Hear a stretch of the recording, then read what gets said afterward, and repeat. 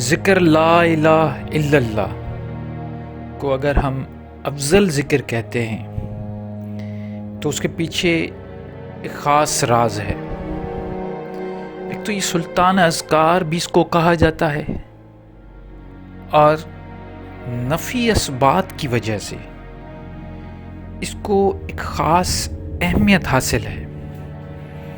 اس کی جو وائبریشن پیدا ہوتی ہے، کیونکہ لفظوں میں ایک خاص تاثیر ہوتا ہے، اور وہ تاثیر جب معنی کے ساتھ پڑھی جائے، اگر کوئی اس ذکر کو اس کے اصل روح کے ساتھ سمجھتے ہوئے پڑھے تو اس کے آس پاس کی جو انرجی ہے یا اس کے آس پاس کا جو ماحول ہے وہ نورانی بن جاتا ہے۔ اس کی سب سے بڑی وجہ اس ذکر کا مطلب لا الہ الا اللہ، لا الہ الا اللہ۔ اب یہاں پہ دیکھیں، جو بھی ذاکر ہے وہ کیا کہہ رہا ہے؟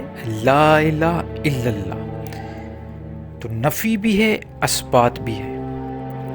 حضرت سخی سلطان باہو رحمۃ اللہ علیہ نے اپنے ایک کلام میں نفی اثبات کو بڑی اہمیت دی ہے کہ میرے دل میں میرے مرشد نے بوٹی لگائی، پھر نفی اثبات کا پانی دیا، پھر ہر جگہ ہر جائی ہوں، مطلب ہر جگہ پھر وہ مجھے ملا۔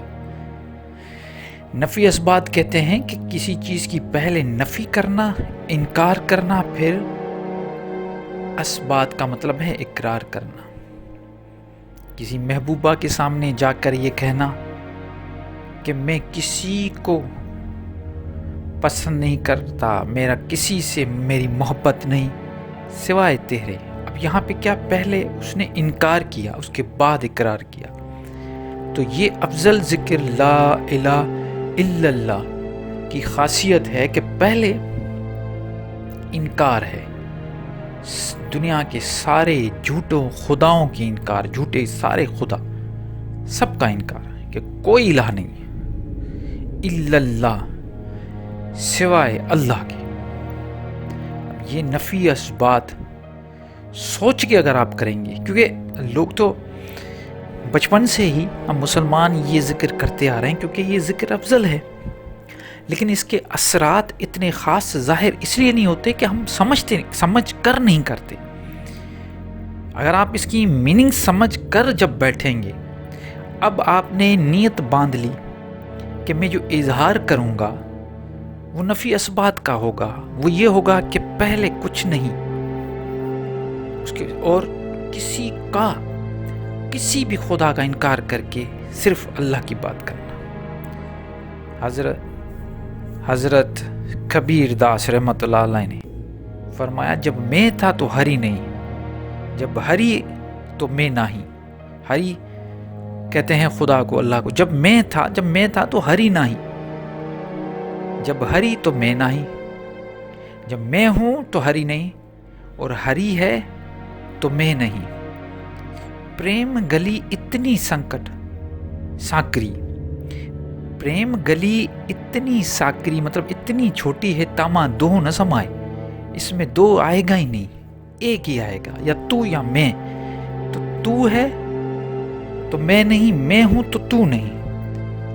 انکار، اپنا بھی انکار، نفی۔ یہ مقام کہاں پہ جا کے پہنچتا ہے؟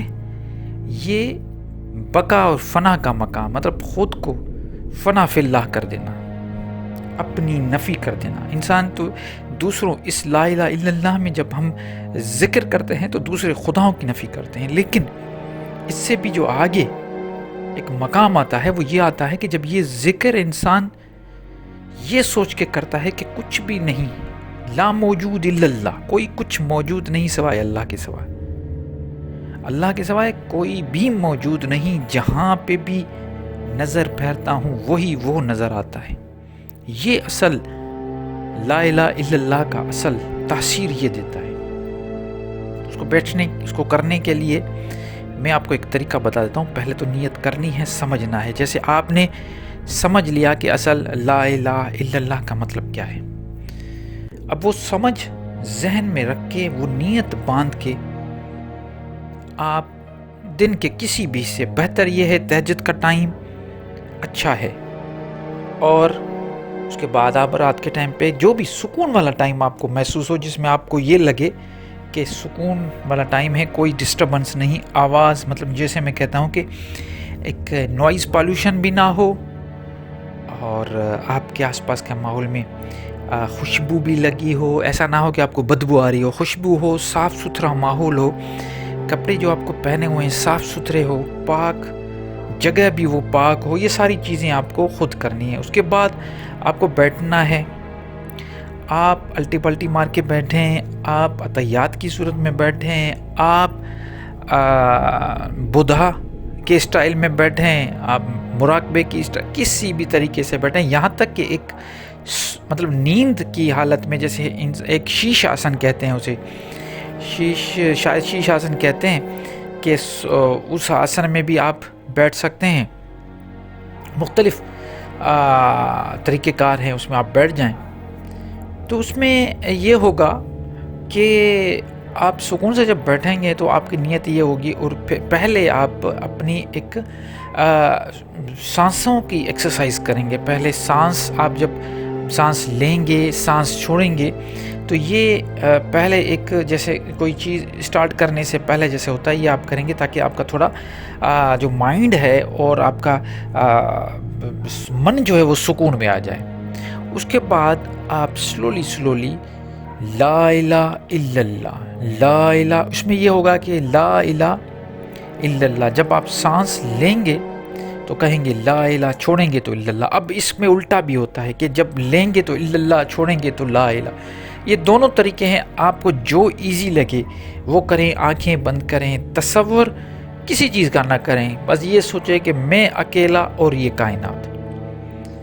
اب اس میں آپ یہ کہیں کہ میں بھی کچھ نہیں، اب آپ کو کچھ بھی نظر نہیں آئے گا، خود کو بھی آپ کوئی ایسا وقت آئے گا، ایسی منزل آئے گی جب آپ کہیں گے میں بھی کچھ نہیں، جب آپ خود کو بھی مٹا دیں گے اور صرف اس ہستی کو، اس ہستی کی جو ہے نا وہ آپ اس کا اقرار کریں گے، اس کی موجودگی کو آپ محسوس کریں گے، تو پھر آس پاس کا ماحول جڑے گا، آپ میں ایک خاص انرجی آئے گی، اور ایسی انرجی آئے گی جو آپ کو نہ صرف اس وقت آپ کو فائدہ دے گی، بلکہ آپ کی پوری جو لائف ہے اس میں، زندگی گزارنے کے جو بھی معاملات ہیں اس میں بھی آپ کو وہ مدد ملے گا۔ تو ذکر اللہ، ذکر لا الہ الا اللہ، نفی اسبات کا ذکر بہت ضروری ہے، بڑا امپورٹنٹ ٹاپک ہے یہ۔ صوفیزم میں، تصوف میں بزرگان دین نے اس پہ بہت کام کیا، اپنے مریدوں کو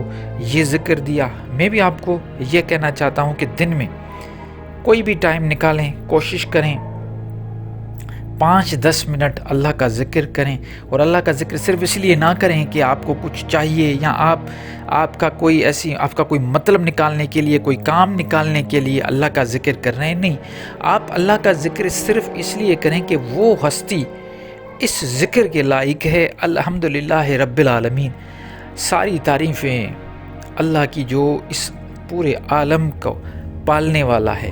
تو یہ ذہن میں رکھ کے جب انسان ذکر کرتا ہے تو اندر بھی پاکائی ہوتی ہے، اندر سے بھی انسان پاک ہوتا ہے، تزکیہ نفس کی طرف بھی نکل پڑتا ہے، اور جو اصل تاثیر ہوتی ہے کسی بھی ذکر کی، اس کی معنی کے ساتھ اگر ذکر کیا جائے تو اس کی اصل تاثیر ضرور انسان کو ملتی ہے، اور ان کے جو فائدے ہوتے ہیں وہ بھی اس کو بالکل اچھے طریقے سے محسوس ہوتے ہیں۔